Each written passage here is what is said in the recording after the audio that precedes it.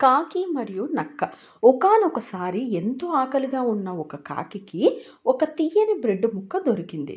అయితే అది ఎంతో ఆనందంతో ఆ బ్రెడ్ ముక్కను తిందామని ఒక చెట్టు మీదకు వచ్చి వాలింది.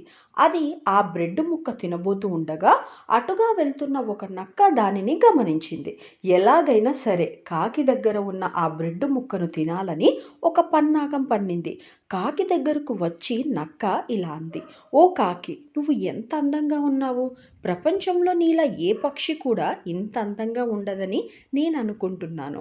నీ అందంతో పాటు నీ గొంతు కూడా చాలా అద్భుతంగా ఉంటుందని నేననుకుంటున్నాను. నా కోసం ఒక మంచి పాట పాడవా?" అని కాకిని నక్క అడిగింది. కాకిని ఆ నక్క అలా పొగడసాగింది.